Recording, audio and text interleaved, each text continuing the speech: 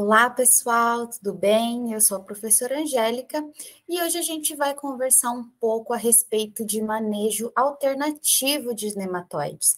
Conversar um pouco sobre indução de resistência, controle biológico e rotação de culturas. Como que essas três ferramentas entram para nós no manejo integrado de nematóides. Bom, só para a gente contextualizar, nós precisamos falar um pouco da importância desse patógeno para nós na agricultura. Se nós pensarmos em perdas, né, em relação a valor econômico propriamente dito, nós temos uma perda de 35 bilhões de reais por ano na agricultura brasileira. E quando nós falamos especificamente da cultura da soja, esses danos eles podem chegar até 16 bilhões de reais. Então, são valores expressivos que nós viemos perdendo na agricultura em função desse patógeno e que se a gente não começar a se atentar e a manejar eles de forma correta, esses valores só tendem a aumentar. E aí nós precisamos conhecer os principais nematóides para nós. Falando então especificamente da cultura da soja, mas alguns desses nematóides também parasitam outras culturas, né? Como é o caso do Meloidogene, gênero Meloidogene, nematóide das galhas. Talvez seja o nematóide mais conhecido pela maioria das pessoas em função dos sintomas que ele apresenta. Então, a presença dessas galhas, desses tumores no sistema radicular, caracteriza os sintomas desse nematóide. Então, esse é um nematóide nativo do Brasil, a gente encontra ele presente nas mais diversas culturas, então, soja, milho, algodão, café, cana-de-açúcar, hortaliças também, né? Alface, tomate, tubérculos no geral e frutíferas, além de plantas ornamentais. Então, é um nematóide que tem uma ampla gama de hospedeiro, além de ser distribuído, além dessa distribuição geral no Brasil, né? Ele é encontrado em qualquer parte do Brasil, inclusive em áreas que ainda não foram exploradas em relação à agricultura. Então, em matas nativas, justamente por ser um nematóide nativo do nosso país, tá? Temos também o nematóide das lesões radiculares, o gênero Pratilencos, também é um nematóide com uma ampla gama de hospedeiro, não parasita só grandes culturas como soja, milho, mas também parasita hortaliças, tubérculos, frutíferas, distribuição generalizada no nosso país também e gama de hospedeiro bem ampla, o que também nos dificulta na hora de escolher uma planta para rotação de culturas. Já um nematóide que é um pouco mais restrito, tem uma gama de hospedeiro menor, limitada a leguminosas, é o Heterodera glycinis, também conhecido como nematóide de cisto da soja. Esse é um nematóide que não é nativo do nosso país. Então, ele foi introduzido no início dos anos 90, ele chegou aqui para nós. Sua introdução no país não se sabe até hoje se foi proposital ou não, visto que nessa época, esse era um nematóide muito problemático nos Estados Unidos, que sempre foi o principal concorrente do Brasil em relação à produção de soja, né? Hoje em dia, ele é um nematóide que causa bastante problema na região do Cerrado, né? Então, esse é um nematóide que tem diversas raças, o que também acaba dificultando o manejo. E também temos o nematóide reniforme, Rhotilenculus reniforme. Esse é reniformes, né? Esse é um nematóide conhecido como nematóide do algodão, mas ele também parasita soja, é problemático em áreas em que anteriormente se cultivou o algodão e causa danos expressivos, tanto quanto esses outros que eu acabei de citar. É importante a gente citar alguns outros nematóides emergentes, né, que estão surgindo e a população aumentando com o passar do tempo e que nós não sabemos ainda caracterizar esses danos, como é o caso do nematóide Helicotylencos diístera e Scutelonema brachiurus. Esses dois nematóides vêm surgindo com grande frequência em áreas que cultivam soja, milho e até mesmo, no caso do Helicotylencos, hortaliças, o que nos preocupa em relação ao manejo, né? São nematóides que ainda não sabemos especificamente os danos que eles causam, mas que vem aparecendo com grande frequência para nós. Então, é um alerta de novos nematóides que possivelmente estarão associados a esses danos causados tanto na soja quanto em outras culturas. Se nós falarmos desses danos causados pelos nematóides, o principal que a gente pode abordar é a limitação na absorção de água e de nutrientes. Então, os nematóides, eles são parasitas obrigatórios, ou seja, eles precisam da planta para se desenvolver, com exceção de um nematóide que nós chamamos de nematóide de parte aérea, que é o Aphelencoides baeckii. Esse consegue se alimentar de fungos, né, provenientes no solo, mas a maioria deles são parasitas obrigatórios e se alimentam de raiz. Então, o nosso maior dano vai ser observado ali na raiz, com essa limitação na absorção de água e nutriente. Em função dessa limitação, o que nós temos como sintomas reflexos, né, é a redução de porte de planta, então nós temos plantas menores, subdesenvolvidas, muitas vezes, dependendo da densidade populacional, nós podemos ter morte de plântula também, e, consequentemente, redução de produtividade, e em casos extremos pode levar à morte da planta, tá? Esses danos que o nematóide causa no sistema radicular, muitas vezes não é só porque ele está retirando nutrientes da planta para se desenvolver, mas também nesse processo de parasitismo, o nematóide injeta substâncias na planta que modifica toda a fisiologia natural, né, todo o funcionamento natural do hospedeiro, o que também vai acarretar nesses danos aqui, tá certo? Quais são os sintomas que nós podemos observar no campo, então? Como eu falei para vocês, nematóide das galhas, gênero Meloidogene, é um dos mais comuns para nós e um dos mais fáceis de identificar também, justamente por esses nódulos, né, por esses tumores formados aqui no sistema radicular. Algo que nós precisamos prestar bastante atenção, né, diferenciar galha de nódulo de fixação de nitrogênio. O nódulo de fixação de nitrogênio é algo que está anexo à raiz.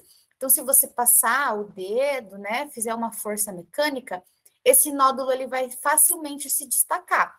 Além dele ter um formato bem homogêneo, né? Ele pode ter tamanhos diferentes, mas o formato vai ser sempre bem redondo. Já uma galha, ela é algo que se forma de dentro para fora, então ela é realmente um tumor. Ela faz parte daquela raiz, é um engrossamento. Se eu passo o dedo, eu não consigo retirar essa galha, né? Além disso, a galha tem formatos variáveis, né? Além de tamanho variável, o formato dela pode ser variável, e essa variação é em função do quanto essa planta está sofrendo, do quanto essa planta está sendo parasitada por esse nematóide, tá?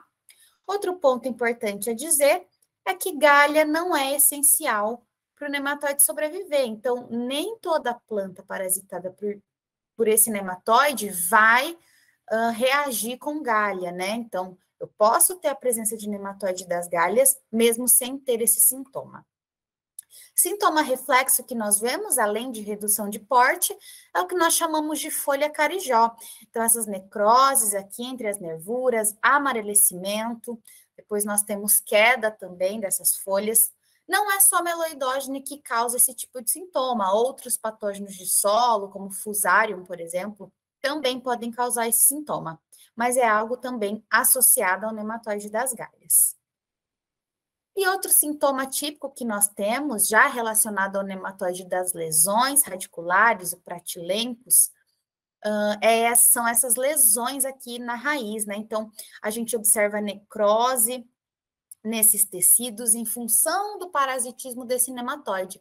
É um nematóide que se movimenta dentro da raiz e acaba necrosando esses tecidos. Outro sintoma característico é raiz pivotante mais curta, né? Porque ela acabou apodrecendo e a hora que você tira esse sistema radicular do solo, a raiz pivotante é facilmente quebrada, além do descorticamento dessa raiz. Sintomas reflexo, nós temos amarelecimento também de folhas, e redução de porte. Normalmente, os sintomas de nematóides, eles surgem na área em reboleira, né? Então, é comum a gente ver manchas na área em função do parasitismo desses nematóides, tá? Alguns sintomas podem ser confundidos também com deficiência nutricional, por isso que para nós é indispensável a análise, né? A amostragem e análise em laboratório, para ter certeza se esse problema na sua área é causado por nematóides ou não. Como que eu diferencio, então, se o meu problema é causado por nematóides ou é causado por outro problema? Como eu falei para vocês, uma das características são esses sintomas aqui em reboleira, o que não é regra. Pode acontecer de forma diferente, mas é muito comum. Além dos sintomas observados no sistema radicular. Entretanto, quando eu mostro para vocês uma raiz com essas características aqui, cheio de galha, né? E aí eu peço para vocês me darem um diagnóstico. Muito provavelmente o diagnóstico será nematóide das galhas. E ponto. Mas para a tomada de decisão no manejo, é muito importante a gente levar essas amostras ao laboratório, porque essa é a nossa situação real, populações mistas. Quando nós temos populações mistas, geralmente uma espécie acaba se sobressaindo à outra, né? Então, um sintoma acaba ficando mais evidente. Mas nesse caso aqui, em que eu tenho mais sintomas de galha, eu tenho ali uma população de mais de 80 mil meloidógene e quase 6 mil pratilencos braquiúros. População mista, essa é a nossa realidade no campo, tá? Por isso que não tem como a gente indicar o manejo e nem planejar o manejo integrado se a gente não tiver essa análise de nematóides em mão. E como que a gente faz a identificação no laboratório, né? Por características morfológicas, então, por formato do corpo, formato da cauda do nematóide, tamanho de estilete. Temos também técnicas em que a gente vê morfologia do períneo de meloidógene e também a técnica chamada eletroforese de isoenzima, que é para identificação de espécies de meloidógene, tá? Essa identificação só é possível ser feita em laboratório e por uma pessoa capacitada para isso. Bom, dessa forma, depois que a gente já identificou que o nosso problema realmente foi causado por nematóide, nós temos que entrar com as técnicas de manejo ou controle. Qual que é a diferença de controle e manejo, né? Então, eu costumo falar que para nematóide, essas duas palavras, elas são sinônimos. Por quê? A partir do momento que eu tenho nematóide na minha área, é praticamente impossível erradicar esse patógeno, né? E quando a gente fala controle, pode dar a entender que eu vou conseguir controlar 100%, erradicar com esse problema. Não é o caso de nematóides, que quando nós falamos controle, eu quero dizer aprender a conviver com esse patógeno, ir manejando, né? Colocando técnicas ali, ferramentas que eu tenho para que esse nematóide cause o menor dano possível, tá? O que limita o sucesso do meu manejo, né? Então, nós temos aqui 1, 2, 3, 4, 5 itens que são extremamente importantes e, assim, definitivos para que seu manejo seja eficiente ou não. O primeiro deles é a amostragem, então eu preciso fazer a amostragem da minha área para saber se eu tenho ou não nematóides e quais nematóides eu tenho, né? Então, identificação correta e época de coleta. Normalmente, a indicação é que a coleta para nematóides seja feita na época do florescimento da cultura, tá? Época de controle também influencia nesse sucesso, porque eu vou controlar nematóide na semeadura ou plantio ou entre safra. Depois que a cultura está estabelecida, não tem mais o que fazer. Então, já fiz a semeadura da soja, estou ali com 60 dias, 30, 60, não tem mais o que fazer, tá? Então, o nematóide ele é controlado na semeadura ou entre safra. Além disso, é necessário que a gente faça a integração de métodos de manejo porque geralmente uma técnica isolada, ela não vai surtir tanto efeito. Devemos avaliar a área e observar quais são as ferramentas disponíveis e o que a gente pode fazer em relação a isso. Nesse sentido, o manejo integrado de nematóides, ele é composto aqui por 4 pilares, então. O controle genético, que é a utilização de cultivares que tenha alguma resistência ao nematóide. O controle químico, né, realizado com nematicidas químicos. Os biológicos, que é onde entram os micro-organismos benéficos, né, aqueles que são inimigos naturais do nematóide e que também tragam algum benefício para o desenvolvimento da planta. Além do manejo cultural. O manejo cultural está inserido a rotação de culturas, propriamente dita, também está inserido a eliminação de plantas daninhas e manejo do solo, né? O manejo do solo é um dos principais pontos também para compor esse manejo integrado. E qual é o nosso objetivo na hora de manejar nematóides? O nosso objetivo é reduzir população, não eliminar, porque é praticamente impossível, como eu já citei, né? Mas reduzir população. Quanto mais eu conseguir reduzir essa população ou conviver com uma determinada população, maior vai ser as minhas chances de ter sucesso nesse manejo, tá? Então, esse é o nosso objetivo: reduzir população e conviver com esses nematóides. Nesse sentido, né, falando de controle alternativo, o que é controle alternativo, para começar? É tudo aquilo que é alternativo ao químico. Então, anteriormente, o químico já foi o carro-chefe no manejo de nematóides, ainda é muito utilizado, mas hoje nós temos mais opções para inserir, né, nesse programa de manejo. Então, nós não temos só, nós não estamos limitados só ao manejo químico. Não é que ele não seja eficiente, tá? Não é que ele traga danos à agricultura, desde que utilizado de maneira correta, como indicado, é uma ótima ferramenta também, mas nós temos que conhecer, justamente pela demanda que nós temos hoje em dia de reduzir o consumo de químicos, né? Nós temos que saber outras opções. Nesse sentido, eu tenho a indução de resistência. O que é indução de resistência? Para entender isso, nós temos que entender como que funciona ali a interação entre planta e patógeno. Toda vez que o patógeno atacar uma planta, ela vai se defender. Então, toda vez que um nematóide começar a penetrar na raiz de uma planta, ela vai tentar se defender contra esse nematóide. Essa interação vai determinar se eu tenho resistência ou não. Quando a planta ela foi eficiente, né, em se defender desse nematóide, eu tenho a resistência. E quando o nematóide foi mais forte que a planta, quando ele conseguiu driblar esses mecanismos de defesa, eu tenho suscetibilidade, tá? E o que nós temos que entender é, na natureza, a regra é resistência, doença, a exceção. E a indução de resistência, ela vai funcionar de diversas formas, mas basicamente nós teremos o ataque do patógeno e nós vamos ter uma resposta localizada da planta, ou nós vamos ter sinais sistêmicos que vão se espalhar por toda a planta. Esse aqui é um dos principais pontos positivos da indução de resistência, em que eu tenho essa resistência sistêmica.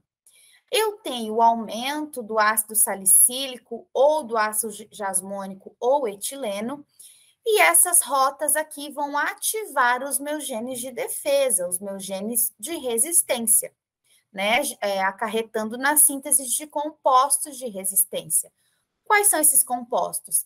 Proteínas, enzimas, que são precursoras de passos importantes, por exemplo, lignificação de parede celular, a própria reação de hipersensibilidade, produção de espécies reativas de oxigênio, enfim, produção de componentes que vão limitar ou vão atrasar o desenvolvimento desse patógeno, tá? E é assim que eu tenho a indução de resistência.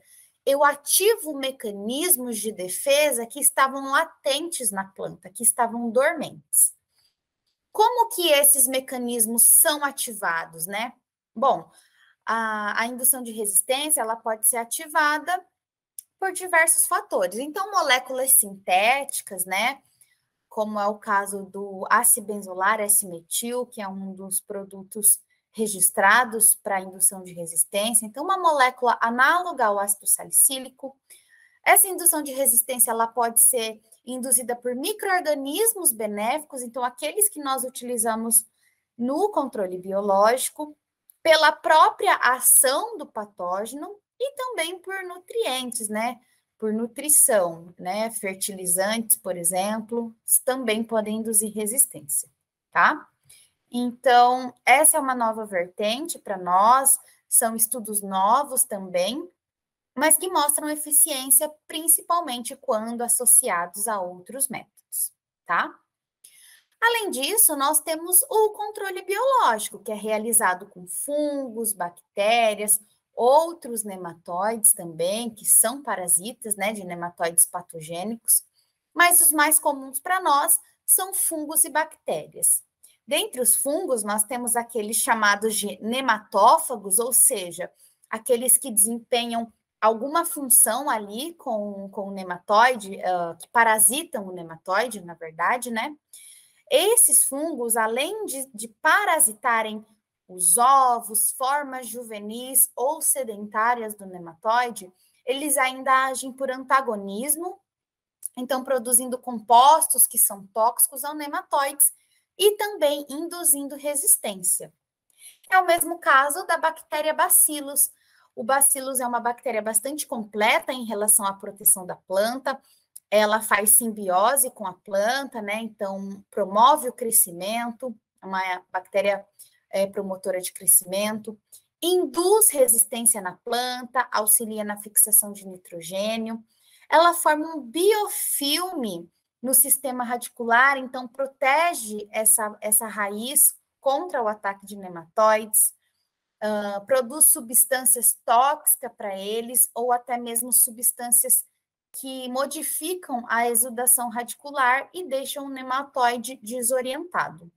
Então, uma bactéria bastante eficiente no controle de nematóides. Também tem ação direta, né? Na colonização de ovos, compete por espaço também, né? No sistema radicular, já que ela também coloniza o sistema radicular. Então, o modo de ação da bactéria Bacillus é bastante amplo, por isso a sua eficiência em controlar nematóides. E aí nós temos a rotação de culturas, que também é uma das chaves assim para o sucesso do manejo. Por que rotação de culturas para nós é tão importante? Não só para manejar nematóides, né, mas por todos os benefícios que a rotação de cultura nos traz para o sistema agrícola, em relação à qualidade de solo, cobertura do solo, né? E eu posso rotacionar em relação ao manejo de nematóides com plantas resistentes, que são aquelas que não deixam o nematóide se reproduzir mais que uma vez, não hospedeiras, que são aquelas que realmente o nematóide nem chega a penetrar, mas hospedeiras, o nematóide consegue penetrar e consegue se reproduzir, mas de forma limitada, ou antagonistas, que são aquelas que produzem alguma substância tóxica ao nematóide, tá? E o que acontece quando eu coloco rotação de culturas, né? Por que eu preciso pôr essas plantas no meu sistema? Porque aí eu limito a alimentação do nematóide. Se nós estamos sempre com essa sucessão de soja e milho, o nematóide tem alimento praticamente o ano todo. Então, preciso colocar plantas no meu sistema que o nematóide não goste tanto de se alimentar, tá? Para reduzir a população. Quais plantas eu posso utilizar, né? Então, nós temos aqui alguns exemplos. As leguminosas, que além de auxiliar na fixação de nitrogênio, algumas delas são resistentes ou produzem compostos antagonistas, como é o caso da crotalária, resistente ao nematóide, produz alcaloides tóxicos, porém é importante lembrar que nem toda crotalária é eficiente para todos os nematóides, tá? Nós temos estilosantes que agem de maneira semelhante, atrai o nematóide para o sistema radicular, mas ele não consegue se desenvolver. A mucuna, da mesma forma, produz uma substância chamada L-dopa, que tem ação antagonista. Não é toda mucuna que podemos usar para todos os nematóides também, ficar atento. E o Java, né, o nome científico é Macrotiloma axillare, cultivar Java, uma leguminosa que tem mostrado um grande potencial no controle de nematóide. Restringe o desenvolvimento dele dentro do sistema radicular, além de produzir também compostos tóxicos, uma planta que pode ser utilizada também na recuperação de solos degradados. E quando nós falamos de culturas de inverno, nós temos o trigo e a aveia, mas é importante lembrar que nem todo material de trigo é redutor de população de nematóides. Temos alguns materiais resistentes, mas não são todos. Além disso, o trigo ele vai entrar no inverno, onde a atividade metabólica do nematóide já vai estar reduzida, então ele já vai estar se alimentando menos, né? Além disso, o trigo ele produz uma quantidade de palhada interessante para nós no sistema de rotação de culturas. A aveia, da mesma forma, entra no inverno, quando a atividade metabólica está reduzida, mas não é toda aveia que podemos utilizar para todas as espécies de nematóides, tá certo? Bom, então, o que determina o sucesso do manejo de nematóides, né?